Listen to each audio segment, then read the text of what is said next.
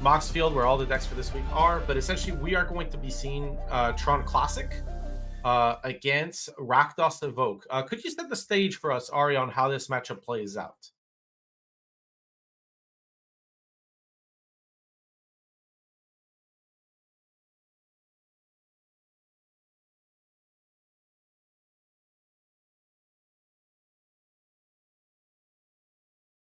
Of casting an Undying effect on Grief and getting twice the ETB is really, really strong against Tron, which has a few powerful threats it's leaning on. And if those sets get Thoughtseize, you're kind of just sitting there spinning your wheels with a lot of mana.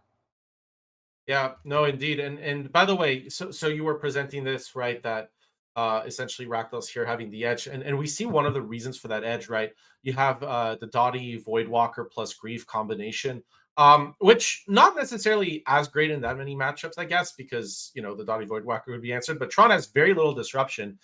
And what I like is the double Grief. So this first Grief seems like it gets to take one card, but I think we're going to see a repeat of the last the last modern Pro Tour Finals.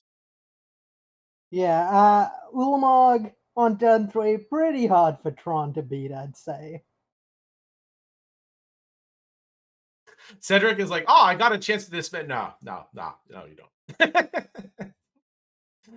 Oh no. I guess for Cedric, right, you get access to the Urzatron on turn 3, right? That juice. Well, not quite 7 mana because you have to use the Expedition map here, I suspect. All right, I think this is a done. I don't know why I'm continuing. We're done, right? Yeah, this is pretty over. You get access to that Tron for all of half a turn, and then Voidwalker's going to cast Ulamog, and that's getting rid of 2 more lands because Voidwalker actually casts the card that's exiled with it, and I don't think there's any winning for Cedric from there. Yeah, that sounds about right. So how do you think Cedric is going to finish this game up? Are you going to get the Urzatron first? Are you going to consider all the options before conceding Ancient Stirrings, at least here? I'm trying to think if there's anything in the main deck, but I don't. So, oh wow! Wait, can we get Sphere into Dismember? That's the out. We didn't get there, but I appreciate looking for the out.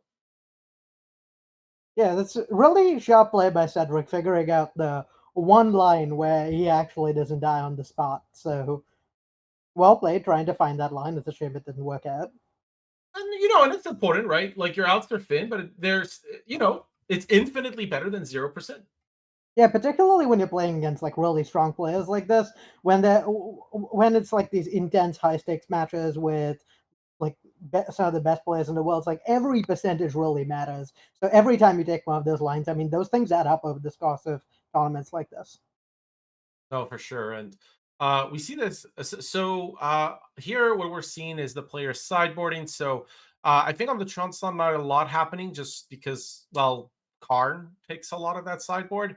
So, and on the Rakdos Evoke side, we see kind of Blood Moons and Magus of the Moons coming in and not too much else changing. I guess the Shuldrits are coming out. We're considering these Liliana of the Voids. I mean, Fatal Pushes, not the best, so those go out. I mean, these feel like cosmetic changes on both sides. Is there something that fundamentally changes, apart from obviously how powerful Blood Moon would be? Yeah, I think the only real thing, well, the main thing that changes is the Blood Moons for sure, but the Rakdos Evoke deck does also get quite a few points from just not having as many dead cards. You don't have Lightning Bolts, you don't have Fatal Pushes. This is a fundamentally favored matchup, and the way these matchups go wrong is if you draw 2 Lightning Bolts and 2 Fatal Pushes, and your hand just doesn't do anything against Tron. And so it was bad enough for Tron game 1 for Cedric, but post-board, the fail rate of the Rakdos Evoke deck is going to go down, and that makes the matchup even worse. Yeah, that's the thing. And Cedric, I guess not much there can be done, but board it in. I like the Phyrexian Metamorph board in. What do you think about that? Yeah, that makes a lot of sense. I mean, particularly if your opponent's taking your Ulamogs. I mean, Ulamog does a really good job blocking Ulamog, so Metamorph a pretty smart include. And I mean, it's all about getting anything you can play when you're disrupted through a Blood Moon, that sort of thing. So every little piece really counts there. Here we see the keeps. I think at least Cedric mulliganing. Brad at least taking 1 mulligan. What did you think, by the way, of Cedric's decision to bot in Phyrexian Metamorph here? Makes a lot of sense. Yeah, with the hand as it is, you're not really you have so many 4 drops. You're not really getting there without getting the 4 mana. So bottoming the metamorph makes sense, and planning around the fact that you're going to make it to 4 mana because otherwise there's no way you're really winning. Yeah, and I think Brad is mulliganing to 5, which so yeah, right. Do you keep the second because obviously going for the grief, not dead after all. So decides to get rid of the Magus in this spot. Yeah, and that's a really smart play, I think, from Brad. Many players would be tempted to keep the card that wins the game, but on the draw, Magus of the Moon on turn 3 might just be too slow. So prioritizing that grief scam. I mean, also like when you draw the Blood Moon off the top, clearly looks much more genius that way. Yeah, I mean it was good enough before, but Brad really had the next level tech of looking at the top card of his deck. So one interesting thing here is we have 3 cards essentially in Cedric's hand that could all be, I think, considered takeable, so to speak. Um, what would be your approach here, Arya? I think I want to take the Wondering. The Wondering just goes so far over the top of Red Black Evoke's game plan that like your deck it's all about one for one, and you really can't keep up with that card velocity. So it makes sense to take that, and at that point you're stuck taking one of the 2 cards. You don't really have an option. I find it also interesting here that Cedric passes rather than trying to draw a card, get a green source, and try to nab a Stirrings or Sylvan Scrying. I guess here question of pastime. Yeah, I think part of it is trying to make sure you have a green source through Blood Moon if you get that opportunity. And also, if you find like an Ancient Stirrings, you don't have a 7 mana play in hand anyway, right? So it makes sense to kind of try and wait and get that Ancient Stirrings or whatever next turn because you're still going to be able to play out a card from your hand. Right. And here we see the star safely staying on board, taking its time, while Brad is attacking.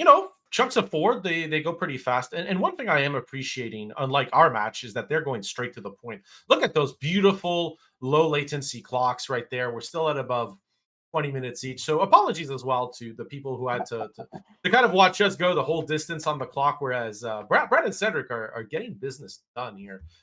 As Dottie Voidwalker joins Grief. Yeah, and one thing I want to point out here was Cedric sacrificing that Chromatic Star before the Voidwalker came down. It's worth noting that Star has wording that cares about whether it goes to the graveyard to draw a card. So if Cedric hadn't done that, then he wouldn't have gotten to draw a card off cracking his Star. So notable difference between Chromatic Star and Chromatic Sphere there. No, I definitely agree. I mean, these are little things, but they do add up. We can see most of the ancient strains, but if Cedric's hovering over that Urza's tower, I'm going to guess that Urza's power plant was not in that selection. Takes the land. I mean, I see this Ugin the Spirit Dragon, right? And you look at this board, and it's really hard not to kind of add 1+1. 1+1. Well, sorry, 2+2+3+1. I'm guessing that Cedric's plan is trying to get to Ugin the Spirit Dragon. Yeah, I think it's a matter of whether Brad draws that land for Blood Moon first or Cedric makes it to Ugin because if Ugin comes down, I don't think Scam can beat that card. I think it's actually not possible for the deck. Well, I suppose you could remove your way through it, but Yeah, it right. plus a But backup threat is really, really difficult. it would be problematic, I think, is a reasonable take as the beatdowns come on. That's the thing with grief, right? It's not just the double Thoughtseize, so to speak, effect. It's the beatdown. But like, is there anything a card can do here? Like, I mean, all of this went really fast, and I'm looking at the sideboard, and it doesn't feel like Karn can get anything here. I don't I don't believe there's anything Khan can get. Oh wow, this has been wow, they really wanted to come back in the booth. That speed of play. I mean, to be fair, that yes, this matchup is quite atrocious for the Tron player. And then the One Ring, as you mentioned, Arya, really one of the key things. But you kind of have to have it on the top of the deck. In hand, it's just not good.